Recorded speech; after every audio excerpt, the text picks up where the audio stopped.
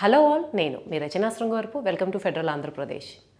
South Indian మూవీస్ని చూస్తే ఒక పెక్యులర్ ఫ్యాక్ట్ కనిపిస్తూ ఉంటుంది. అదేంటంటే యంగ్ స్టార్స్ ఎవరైతే వచ్చారో, ప్రభాస్ లాంటి హీరోలు, తర్వాత జనరేషన్లో అల్లు అర్జున్ లాంటి హీరోలు, వీళ్ళందరూ కూడా 1000 crore క్లబ్లో ఎంటర్ అయిపోయి పాన్ ఇండియా స్టార్స్గా ఎదిగారు. కానీ ఎవరైతే 1980sలో 1990sలో ఆల్మోస్ట్ సూపర్ స్టార్ ఇమేజ్తో గ్లోరిఫై అయిపోయి విభిన్న పాత్రల్లో నటించి ఎక్కువ ప్రేక్షకాదరణ పొందారో, అటు రజనీకాంత్ కావచ్చు, మెగాస్టార్ కావచ్చు, కమల్ హాసన్ కావచ్చు, ఇటువంటి వాళ్ళు ఎవ్వరూ కూడా 1000 crore క్లబ్లో ఎంటర్ అవ్వడం, వాళ్ళ సినిమాలు అంతా గ్లోరిఫై అవ్వడము, అంటే బాగా ఆడాయి ప్రేక్షకులు చూస్తున్నారన్న మార్క్ తప్ప కమర్షియల్ లెక్కల్లో చూస్తే వాళ్ళెవరూ కూడా 1000 crore క్లబ్లో ఎంటర్ కాలేదేమో అనిపిస్తూ ఉంటుంది.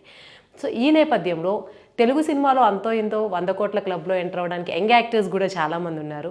మరి ఇప్పుడు తమిళ పరిశ్రమలో సూపర్ స్టార్ రజనీకాంత్ ఫస్ట్ ఎవరైతే అప్పటి జనరేషన్ స్టార్స్లో 1000 crore క్లబ్ని తన జైలర్ 2తో ఎంటర్ కాబోతున్నారా, దీనికి ఆ దర్శకుడు ఫాలో అవుతున్న స్ట్రాటజీ ఏంటి, ఓవరాల్గా చూస్తే తమిళ సినిమా పరిశ్రమలో 1000 crore టచ్ చేసేటువంటి మొదటి సినిమాగా జైలర్ 2 నిలవబోతుందా, ఆ వివరాలు ఈ వీడియోలో చూద్దాం.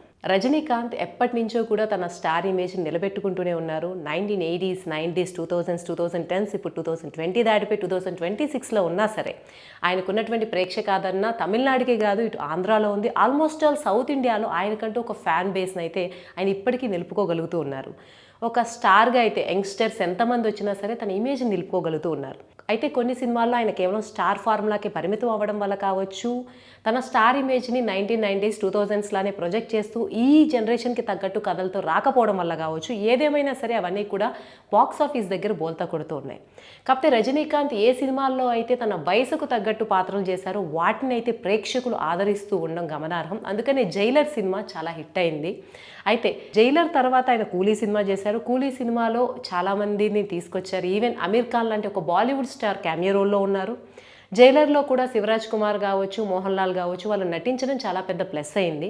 కానీ వాళ్ళకన్నా బాలీవుడ్ స్టార్ ఉన్నటువంటి కూలీ సినిమాలో మాత్రం అమీర్ ఖాన్ రోల్ పెద్ద ప్లస్ కాలేదు. సో ఈ నేపథ్యంలో జైలర్ 2ని ఒక బలమైన స్టోరీతో పాటు ఒక బాలీవుడ్ ఫార్ములాతో తీసుకొచ్చి 1000 crore సినిమాగా మార్చేందుకు ఆ సినిమా దర్శకుడు నెల్సన్ దిలీప్ కుమార్ ప్లాన్ చేశారు. So almost all cinema shooting కూడా 80% పూర్తయిపోయింది. సో ఇందులో ఉన్నటువంటి ఆ స్ట్రాటజీ ఏంటంటే బాలీవుడ్ బాద్షా అయిన షారుఖ్ ఖాన్ని ఈ సినిమాలో మెయిన్ రోల్లో పెట్టడం. ఇప్పటికీ షారుఖ్ ఖాన్ జవాన్ పఠాన్ లాంటి సినిమాలతో 1000 crore క్లబ్లోకి ఎంటర్ అయ్యారు. దీంతో పాటు బాలీవుడ్ స్టార్ అవ్వడం వల్ల కావచ్చు, తనకున్నటువంటి ఫ్యాన్ ఫాలోయింగ్ వల్ల కావచ్చు, అటు యుఎస్లో, యూరోప్లో, మిడిల్ ఈస్ట్లో కూడా కొంత ఫ్యాన్ ఫాలోయింగ్ అయితే, ఒక గ్లోబల్ ఇమేజ్ అయితే షారుఖ్ ఖాన్కి ఉంది. సో ఈ సినిమాలో ఒక మెయిన్ లీడ్ రోల్లో షారుఖ్ ఖాన్ని తీసుకోబోతున్నానని చెప్పేసి అఫీషియల్ కన్ఫర్మేషన్ వచ్చేసింది. దీని గురించి మిథున్ చక్రవర్తి తను షారుఖ్ ఖాన్ ఈ సినిమాలో యాక్ట్ చేస్తున్నామని అఫీషియల్గా కన్ఫర్మ్ చేశారు.